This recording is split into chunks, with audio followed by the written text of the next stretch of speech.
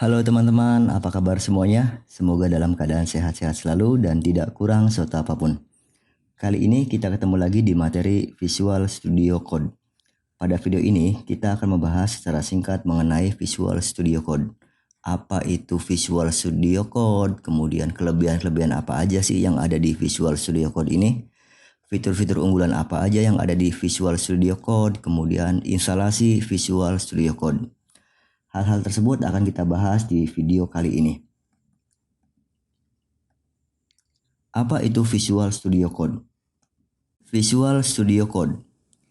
Visual Studio Code adalah suatu aplikasi kode editor yang dikembangkan oleh Microsoft.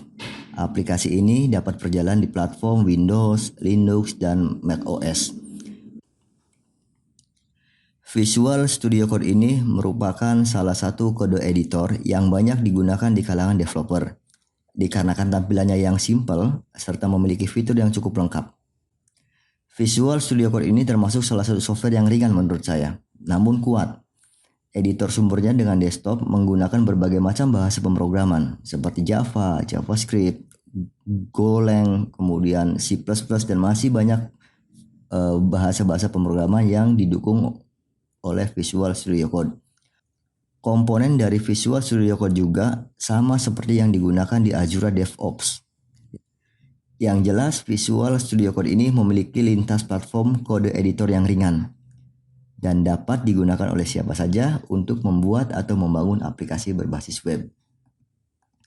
Lalu apa saja sih kelebihan-kelebihan dari Visual Studio Code ini?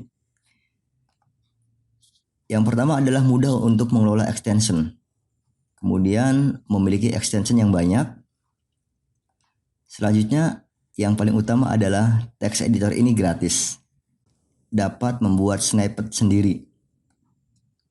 Kemudian mendukung berbagai macam bahasa pemrograman. Sedangkan untuk fitur-fitur unggulan Visual Studio Code ini yang pertama adalah dia cross platform. Berjalan di Windows, Linux, dan macOS. Artinya kita dapat bekerja pada sistem operasi manapun dengan menggunakan Visual Studio Code ini. Kemudian ada lightweight. Jadi kita tidak perlu menunggu lama untuk memulai.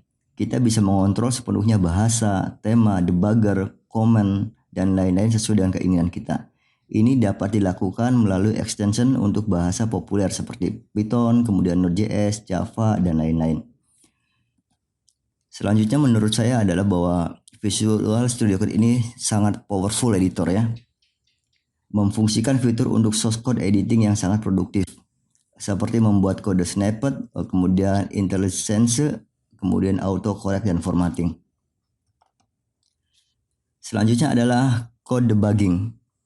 Salah satu fitur terkeren yang ditawarkan Visual Studio Code ini adalah membantu kita melakukan debug pada kode dengan cara mengawasi kodenya. Variabel, call step, dan expression yang mana saja. Selanjutnya adalah source control.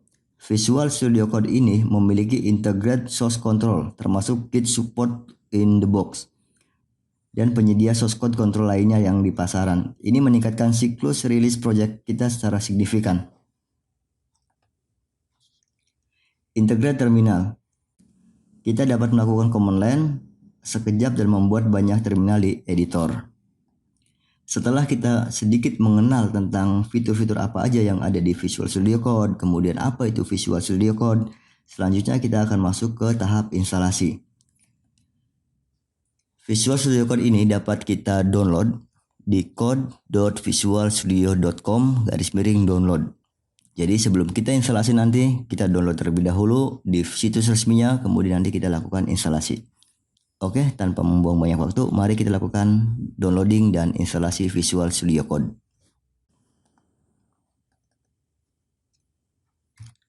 code.visualstudio.com. Kemudian enter.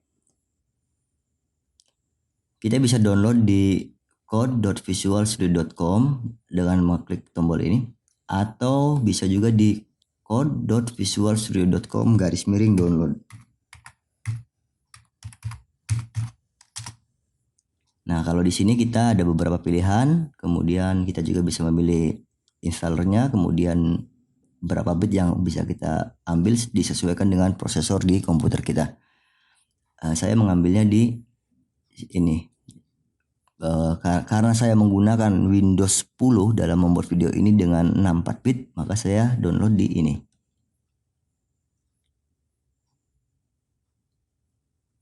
Jika ketika kita klik tombol download kemudian tidak terdownload, tidak otomatis download, kita bisa klik di sini.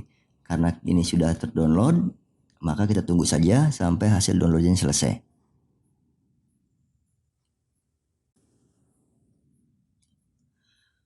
Oke, akhirnya Visual Studio Code Setup sudah terdownload. Kita langsung menuju ke folder di mana kita menyimpan hasil downloadan tersebut. Klik tombol ini, kemudian akan muncul Show in Folder. Kita klik Show in Folder.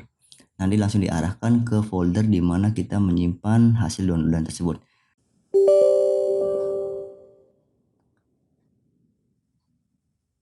Untuk browsernya karena sudah tidak dibutuhkan lagi, kita close saja ya. Nah, ini juga kita close saja.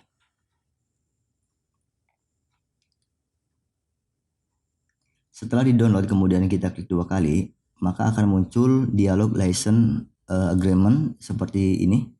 Kemudian kita klik save, kemudian selanjutnya kita klik tombol next.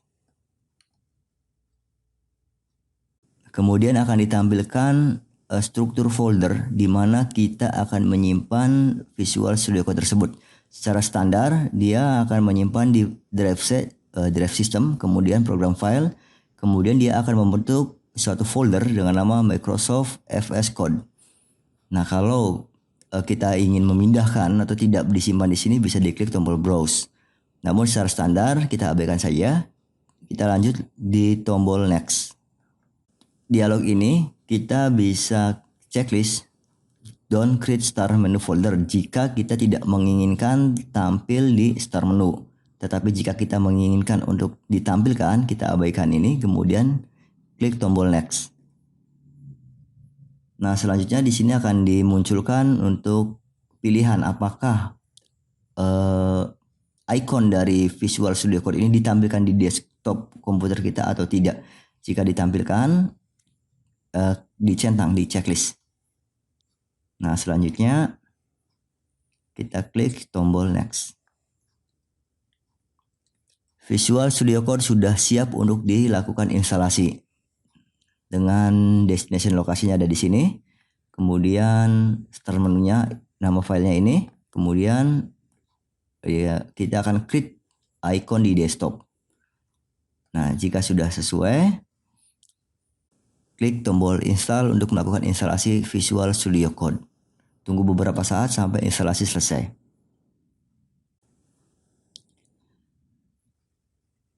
Nah, jika instalasi sudah selesai, maka akan ditampilkan tampilan seperti ini. Jika pada saat kita klik finish kemudian Visual Studio Code ini akan ditampilkan, ininya di checklist. Jika tidak ditampilkan, begitu finish kemudian selesai dia tidak muncul, maka checklistnya dihilangkan.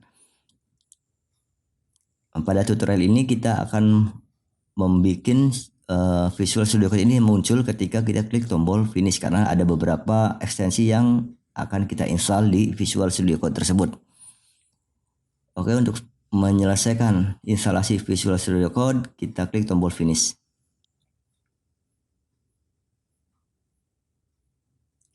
Nah, tampilannya seperti ini.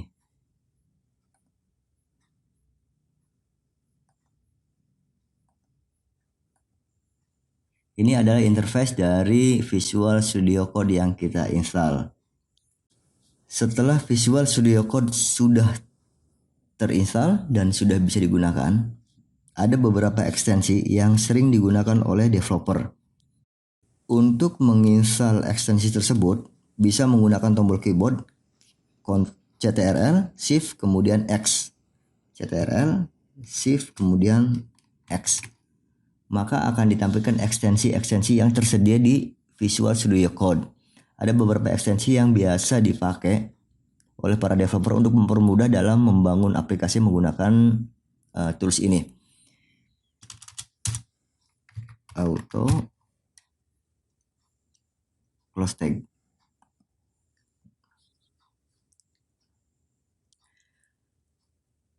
Ekstensi ini akan memberikan fitur auto close pada HTML. Nah, untuk instalasinya adalah kita klik tombol install di sini. Ini akan sangat membantu kita pada saat membangun sebuah aplikasi menggunakan HTML. Biasanya saya menginstall Guides. Nah, Guides. Untuk install Guides, kita klik tombol install.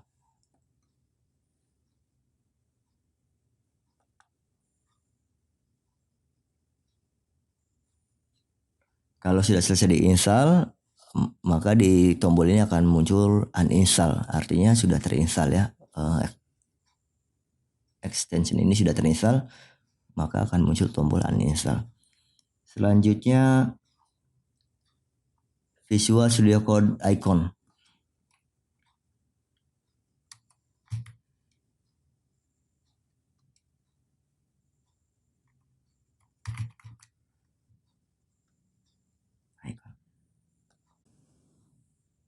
Ini digunakan sebagai tanda ikon bahasa pemrograman dan juga ikon foldernya agar terlihat bagus menurut saya dan mempermudah kita melihat file apa saja yang ada di dalam file kita. Contohnya seperti ikon PHP, ikon HTML atau ikon CSS. Nah, cara instalasi seperti biasa, kita klik tombol install. Ini sedang instalasi. Setelah diinstal, kemudian selesai instalasi, maka akan muncul tombol uninstall. Artinya sudah selesai diinstalasi. Oke teman-teman semuanya, demikian tutorial cara menginstal Visual Studio Code dan juga instalasi beberapa ekstensinya. Semoga video ini bermanfaat dan sampai ketemu di tutorial-tutorial berikutnya.